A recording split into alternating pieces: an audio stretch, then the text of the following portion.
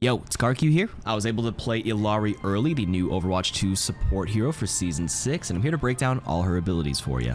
Let's start with her solar rifle, particularly her primary fire. This is a long-range auto-charging hit scan rifle with 14 ammo. There's an automatic charge rate. You can see it with this visual indicator here, this little gray bar, with the charge being a linear rate. If you shoot it at full charge, it'll do 75 damage to the body and 112.5 to the head. That's a 1.5x headshot multiplier if you do the math. The fire rate, if you want to wait for full charge, will look something like this.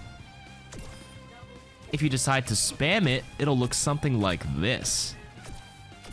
However, I do not recommend you spam it, and you want to let it charge up to its fullest, because if you spam it, it will only deal 25 to the body, 3 times less damage. She'll deal the full amount up until about 30 meters distance, which is where her damage fall off begins, and it ends at about 50 meters. At this distance and beyond, she's only dealing 30% of her normal damage. That's really small, like you. A quick little side tip is to ping your target to see the distance between yourself and them, so you can kind of gauge how far you need to be for your damage. Let's move on to the secondary fire of the solar rifle, a medium-ranged healing beam. This beam heals at an insane rate of 120 HP per second. That's really fast. For context, Mercy's beam is less than half of that, at 55 HP per second. There are some downsides though. First, you can only hold it for about 3 seconds at most. If you fully deplete the resource, there is a 1 second overheat and a 2.32 second recharge time. Here's what it looks like in real time if you fully deplete it. In order to prevent the overheat, you want to stop healing with the beam before the resource fully runs out.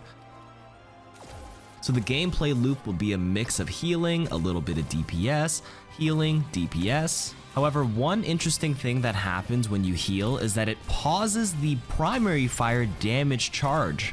As you can see, if I heal, the white bar that represents the DPS damage ramp up is actually paused. The opposite is not true, however. If you're dealing DPS, your healing beam will always regenerate. The beam behaves like all other beams in the game, where it is blocked by barriers, but it does pass through enemies, and it will pass through matrices and deflects like you would assume. One final note is that the beam is only 15 meters long, which is the exact same as Zarya's beam. My early impression is that this short-range beam sort of forces her to play at the mid-range and relatively close to her team. Let's move on to Outburst, which is Illari's movement ability. This launches you in the direction you're moving. It'll deal 10 damage to nearby enemies, and if you don't move while using it, you'll just knock enemies away in place. It has a 7-second cooldown, a slight cast time, and its knockback strength is slightly weaker than Junkrat's concussive mine. If you hold a directional input like forward and outburst, you will launch forward very quickly. If you add a jump to it, you go a lot higher as well. It's important to note that Outburst's knockback and its damage is blocked by barriers. Let's move on to Illari's best ability, the healing Pylon. This deployable will attach to any surface it collides with, and it will target and heal the lowest percent HP teammate nearby. The Pylon will heal 40 HP in bursts every 0.8 seconds, similar to Lifeweaver's ultimate. It also has a maximum range of about 15 meters. The reason why I think this is the best ability is because it lasts forever, and it's auto-targeting. You as Illari can manually destroy it, that's what that icon is for. I just have it bound on G. It's normally on an 8-second cooldown, but it has 150 HP, and if the enemy destroys it, it'll go on a 12-second cooldown, sort of like a penalty for letting the enemy break it. The Pylon as a deployable cannot be eaten or deflected. However, the healing bursts it shoots are projectiles if you look carefully. That means it can get eaten, and it can get deflected. The Pylon will have line of sight of you through enemy bodies, but it will not have line of sight if there's a barrier in between. Let's move on to her final ability, the ultimate, Captive Sun. When you pop your ultimate, you gain free flight for 4 seconds, and you have 1 Captive Sun projectile. It deals 5 damage for anybody it passes through, and 50 damage upon explosion. Anybody tagged by it gets marked by the Sunstruck status effect, indicated by this icon. This Sunstruck status lasts for 7 seconds. While enemies are marked, they have an initial 40% movement speed slow, with it reducing over time as the status expires. Alright, let's get to the fun stuff. This ult has a big radius. It's 8 meters. I mean, look at that. Now, if a Sunstruck target takes 90 damage from any source, whether it's you as Illari or a teammate, the Sunstruck status will detonate and deal a 120 damage solar burst AoE after a short delay. In this clip, I just body shot the bot, which only does 75. It's not quite 90 damage to do enough. I finally take the last shot to do enough at the end, which blows up.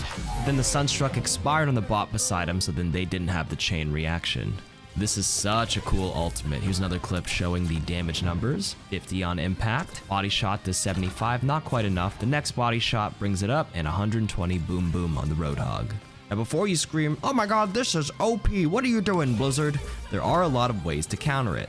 As you can see, if you get hacked or stunned out of it, you will lose the captive stun completely if you haven't fired it.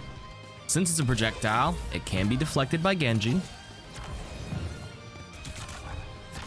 And it can get eaten by D.Va and Sigma.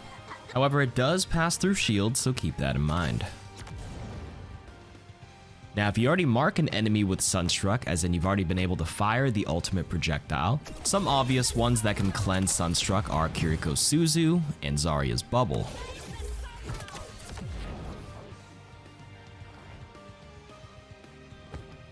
Heroes that can go invulnerable can also cleanse themselves of the Sunstruck effect. That was Reaper's Wraith, you have Mei's Ice Block, and you have Moira's Fade. If they receive that 90 damage to detonate the Sunstruck and they phase out late, the explosion will still happen despite the target themselves being invulnerable. That means you should cleanse it as quick as you can, or be wary of nearby teammates if you cleanse it late after the detonation. When playing heroes like Sombra and Kiriko who can teleport and cleanse negative effects, you really need to know this interaction, or else this can happen.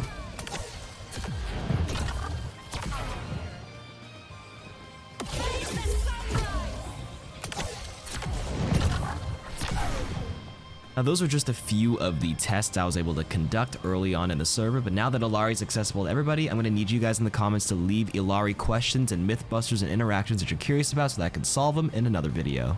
And finally, promoting the launch of Overwatch 2 Invasion, they have Twitch drops on Twitch at my stream at twitch.tv/CarQ, where you can earn the Torbjorn legendary skin, this voice line, "You won't sink my battleship," and this name card, and I'll see you guys there.